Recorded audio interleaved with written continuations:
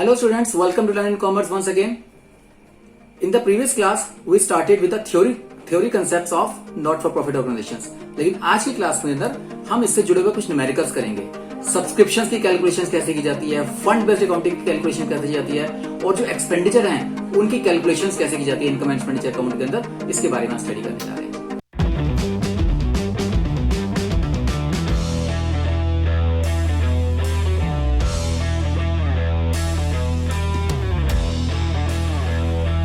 अब मैंने आपको जो चीज़ें बताई थी सब्सक्रिप्शन के आउटस्टैंडिंग वगैरह की, उसका एक क्वेश्चन पकड़ते हैं. सबसे पहले जैसे एक क्वेश्चन है कि सब्सक्रिप्शन आपको मिली है 50,000, आउटस्टैंडिंग ये 17-18 का. देखो आपको 17-18 का पहले ईयर देख लो कौन से साल के लिए बना रहे हैं. ये 1 अप्रैल 17 से 31 मार्च 18 तक की फिगर्स हैं. 17 से 18, 17-18 में टोटल सब्सक्रिप्शन मिली 50,000, जिसमें आउटस्टैंडिंग 31 मार्च 18 की हैं, 1 अप्रैल 17 की हैं, 31 मार्च 18 को एडवांस है, 31 मार्च 17 को एडवांस है. ये सब ट्रीटमेंट को प्लस माइनस करना है सिर्फ. सबसे पहले हम स्टार्ट करेंगे जैसे मैंने आपको ये फॉर्मेट बताया था कि आउटस्टैंडिंग द बिगनिंग माइनस करनी है, outstanding at the and plus करनी है और एडवांस को रिवर्स करना है. ठीक है. सबसे पहले आपको सब्सक्रिप्शन मिली यहाँ पर 50,000, पहले ये लिख दिया सब्सक्रिप्शन रिसीव्ड. अब देखो सबसे पहले इसको तो मैंने कर दिया. अब ये पहले देखो आउटस्टैंडिंग ऑन 1 अप्रैल 2017, ये साल के शुरू में आउटस्टैंडिंग है. साल के शुरू में आउटस्टैंडिंग है मींस आपको ये 6,000 रुपये पिछले साल की आउटस्टैंडिंग थी जो इस साल मिली है, जो इसमें इंक्लूड हो गई है 50,000 में, लेकिन वो इस साल की इनकम नहीं है, इसलिए हम इसको माइनस कर देंगे. मिली इस साल है, ये 1 अप्रैल 17 को आउटस्टैंडिंग थी, साल के शुरू में आउटस्टैंडिंग थी जो मिली आपको इस साल है, तो वो हम माइनस कर देंगे. Subscription outstanding in the beginning, यानी 1 अप्रैल 17 को जो आउटस्टैंडिंग था जो इस साल मिला है पर वो इस साल की इनकम नहीं है, इसलिए इसको माइनस कर दिया.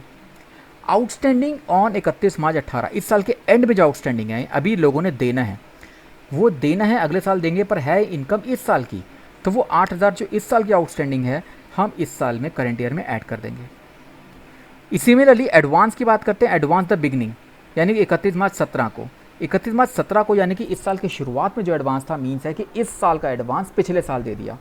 अब इस साल का एडवांस अगर पिछले साल दिया तो वो इस साल की इनकम है, तो इस साल की इनकम में इसको ऐड करेंगे 5,000 advance in the beginning of the year, और advance at the end of the year 31 March 18 को 3,000 रुपये. ये वो है जो अगले साल का पैसा इस साल मिल गया, वो इस साल मिल गया पर इस साल की इनकम नहीं है, इसलिए हमने इसको माइनस कर दिया. तो 50,000 जो पैसा मिला था उसमें से ये सब प्लस माइनस करके आपका जो आंसर आया 54,000, ये इनकम एक्सपेंडिचर में इनकम साइड पर हम इसको ट्रांसफ़र कर देंगे, क्रेडिट कर देंगे क्रेडिट साइड पर. ठीक है. इस तरह से आपने ट्रीटमेंट करनी है इस क्वेश्चन की. एक क्वेश्चन और देखते हैं. मान लो एक कंपनी को सब्सक्रिप्शन मिली है 1,50,000, उसमें से एडवांस 31 मार्च 15 लिखी हुई है, एक एडवांस 31 मार्च 16 लिखी हुई है, फिर आउटस्टैंडिंग लिखी हुई है 15-16 की, और एक 14-15 की आउटस्टैंडिंग लिखी हुई है. आपको कितना सब्सक्रिप्शन शो करना है इनकम एक्सपेंडिचर में, आपको ये दिखाना है 15-16 के लिए. ये 1 अप्रैल 15 से लेकर 31 मार्च 16 के लिए है. ओके. पहले स्टार्ट करेंगे सब्सक्रिप्शन रिसीव्ड कितनी हुई, 1,50,000, वो यहाँ लिख दिया. अब एक एक करके पहले देखते हैं outstanding the beginning. Outstanding the beginning यानी कि ये देखो ये 2014-15 यहाँ पे लिखा हुआ है. 2014-15 में जो आउटस्टैंडिंग थी वो थी 6,000, ऑफ विच 4,000 रिसीव्ड इन 15-16. तो आपको करंट ईयर में यानी कि जब साल शुरुआत हुई थी टोटल आउटस्टैंडिंग 6,000 थी, लेकिन उसमें से 4,000 इस साल मिल गई, तो आपकी टोटल आउटस्टैंडिंग कितनी थी 6,000. वो 6,000 आउटस्टैंडिंग द बिगनिंग आपने यहाँ माइनस कर दी. जब साल शुरुआत हुई थी तो इतना पैसा मिलना था, वो मिल गया इस साल, पर मिला 4,000 है. ठीक है. लेकिन 6,000 टोटल आउटस्टैंडिंग थी, तो हमने टोटल आउटस्टैंडिंग इस साल की माइनस कर दी. उसके बाद करंट ईयर की आउटस्टैंडिंग देखो, करंट ईयर की आउटस्टैंडिंग जो है वो है 3,800, ये 2015-16 की है. अब ये देखो पिछले साल 6,000 आउटस्टैंडिंग था, जिसमें से 4,000 आपको इस साल मिल गया, तो कितना नहीं मिला, अभी पिछले साल का 2,000 ये आउटस्टैंडिंग है, ये प्रीवियस ईयर का आउटस्टैंडिंग है, और इस साल का आउटस्टैंडिंग अभी 3,800 और है. ओके. इसका मतलब टोटल जो है 5,800 रुपये आउटस्टैंडिंग हो गया. तो सब्सक्रिप्शन आउटस्टैंडिंग है इस साल का वो है 5,800, क्योंकि 2,000 तो पिछले साल का है ये वाला. कैसे कि 6,000 का आउटस्टैंडिंग था साल के शुरुआत में, जिसमें से 4,000 आपको मिल चुका है, तो 2,000 नहीं मिला तो इस साल के एंड में आपका ऐड हो जाएगा कि इस साल अभी ये भी मिलना बाकी है. तो 2000 तो पिछले साल का आउटस्टैंडिंग है और 3800 इस साल का आउटस्टैंडिंग है। टोटल 5800 रुपये आउटस्टैंडिंग इस साल का टोटल आउटस्टैंडिंग है, वो करेंट ईयर में ऐड हो गया। ऐसी एडवांस को देखते हैं। एडवांस की डायरेक्ट ट्रीटमेंट है, बिगनिंग वाली हम प्लस कर देते हैं और एंड वाली माइनस कर देते हैं। तो एडवांस इन द बिगनिंग वाली आपने प्लस कर दी और एडवांस जो अगले साल की इस साल मिल गई है वो हमने माइनस कर दी। तो सिमिलरली इसको प्लस माइनस करके जो आंसर आएगा वो इनकम एक्सपेंडिचर अकाउंट के क्रेडिट साइड में ट्रांसफर कर देंगे। ओके, एक एक्सपेंस का देखते हैं। एक्सपेंस के लिए भी सेम ट्रीटमेंट करनी है। टोटल सैलरीज आपने पे किया 16-17 की, ये आपके लिए 1 अप्रैल 16 से 31 मार्च 17 तक का क्वेश्चन है। टोटल सैलरीज पे की हैं 10,200, जिसमें से कुछ प्रीपेड हैं और कुछ आउटस्टैंडिंग हैं। तो जैसे जैसे हमने सब्सक्रिप्शन ट्रीटमेंट की थी सेम वैसी ट्रीटमेंट करनी है। टोटल सैलरीज पे की है हमने 10,200 इस साल की। इसमें से पहले आउटस्टैंडिंग देखो, पिछले साल की आउटस्टैंडिंग है, आउटस्टैंडिंग इन द बिगनिंग 900 रुपये, वो यहाँ से माइनस कर देंगे और आउटस्टैंडिंग एट द एंड आप इस साल की आउटस्टैंडिंग को प्लस कर देंगे। तो रूल क्या है, outstanding in the beginning minus करना है, outstanding at the and plus करना है। एडवांस को रिवर्स ट्रीट करना है, एडवांस द बिगनिंग को प्लस करना है, यानी प्रीपेड आपका जो बिगनिंग वाला है वो ऐड कर देंगे और जो एडवांस एट द एंड है prepaid salaries at the end of the year 600 minus कर देंगे।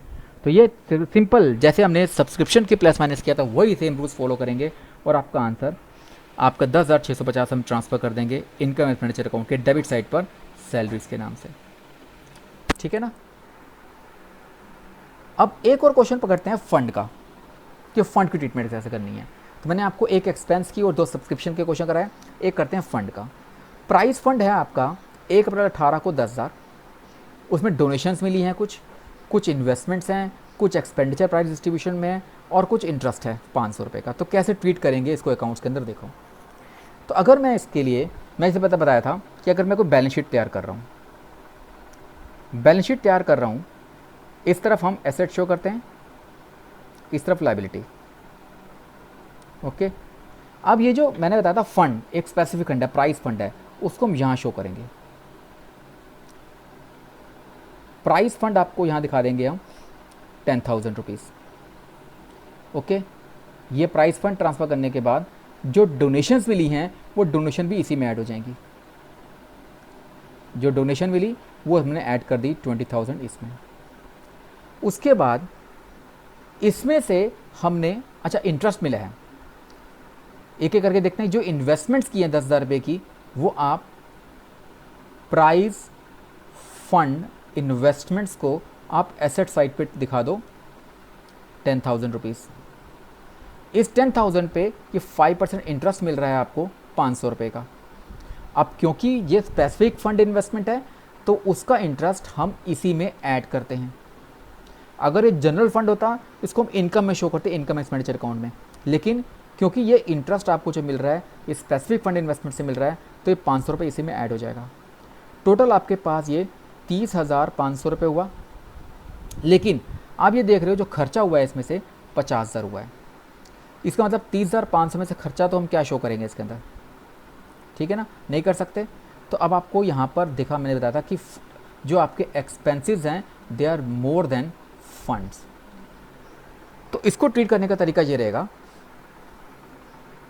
कि आपने जो फंड दिखाया 30,500, उसमें से आप एक्सपेंसेस ट्रीट कर दो 30,500 इसमें से ख़त्म कर दिए, यानी कि यहाँ तो हो गया आपका नील।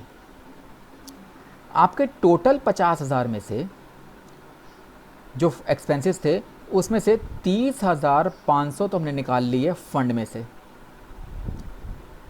ये एक्सपेंसेस थे 50,000, उसमें से फंड में से निकाल लिया 30,500, बाकी 19,500 भी और बच गया। तो उसको आप अपने जो हम इनकम एक्सपेंडिचर अकाउंट बनाएंगे उस इनकम एक्सपेंडिचर अकाउंट में यहाँ पर प्राइस डिस्ट्रीब्यूशन के प्राइस के एक्सपेंसेस शो कर दोगे 19,500। तो पता ये लगा, अगर एक्सपेंसेस फॉर एग्जांपल यहाँ पर 30,000 होते तो हम 30,000 यहीं से माइनस कर देते। 30,500 में से 30,000 माइनस करके आपका 500 रुपये हम यहाँ पे लायबिलिटी साइड में शो कर देते, ठीक है।